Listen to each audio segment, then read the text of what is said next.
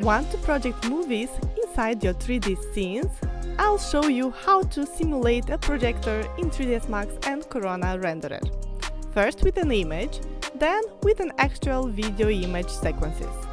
Perfect for adding storytelling and atmosphere to your scenes. Let's get started. Here's the living room we'll be working with. A clean, modern setup with a blank wall ready for projection. From the right orthographic view or any side view facing the wall, go to Create, Light, Standard and add a free spot. Position the light where the image should fall.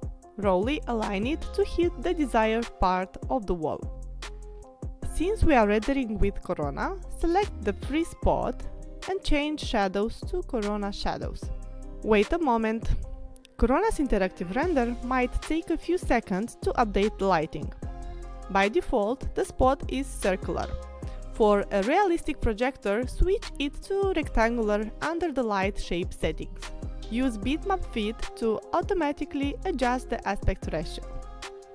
I'm using a movie poster from Interstellar.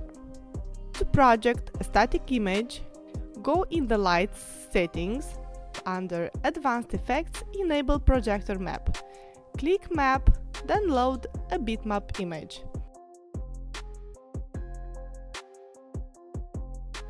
Adjust hotspot and fall-off settings to control the blur and edge softness. A larger gap between hotspot and fall-off will give you a softer and more blurred edges. I'll leave this at default for now, but feel free to experiment. Move the light closer to the wall for a smaller projection. Move it further away for a larger projection. Adjust the multiplier value to change the intensity or brightness of the projection. And here you go, the static image is already projected in your interior. And now, to project a video, I will use a clip from the Avatar trailer. Here is a short sequence of this video. To prepare this video for projection, we'll have to export this video in image sequences. In this case, I'll be using Adobe Premiere, but feel free to use any editor you like. Now, import your video and trim the clip to the desired duration. To export it as an image sequence, follow the File menu, Export, Media. Set format to JPEG, choose a folder and a file name. Then just press Export. In my case, I've exported around 500 frames. Let's go back to 3ds Max. In the Projector Map slot, click to load a new bitmap. Navigate to your image sequence and select the first frame. Make sure to check Load Sequences. 3ds Max will automatically detect the frame count, so just press OK. By default, 3ds Max is set to 100 frames.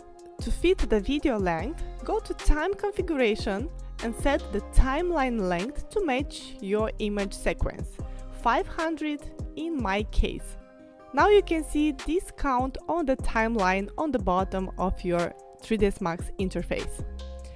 Use bitmap fit again to ensure the correct aspect ratio. Now, scrub through your timeline and observe the projected video playing frame by frame in the interactive render. You now have a working video projector in your 3D scene. To render the animation from a static camera, open the Render Setup window. Under Command tab, Time Output, switch from single frame to active time segment. Set your output size and choose a file name and render output folder. Under Scene, make sure the noise level limit is set. I used 5% for my video, but feel free to adjust it based on your desired quality. Set the denoising mode to Corona High Quality for cleaner results. Go to the Performance tab and under UHD Cache, set the preset to Animation. This is crucial for animated sequences to prevent flickering or cache artifacts. Now, hit render and enjoy the final result. In my case, I've combined the animated projector with some subtle camera movements to enhance the storytelling. And here are the final tips. Experiment with different aspect ratios, light distances and fall-off settings for the most realistic effects. And keep in mind, projectors in real life rarely cast perfectly sharp images. Use that to your advantage for realism. Follow the link in the descriptions to enroll in my express camera animation course for interiors using 3ds Max and Corona Renderer. Learn how to create smooth, cinematic camera movements and add life to your interior visualizations. And of course, don't forget to subscribe for more tutorials like this.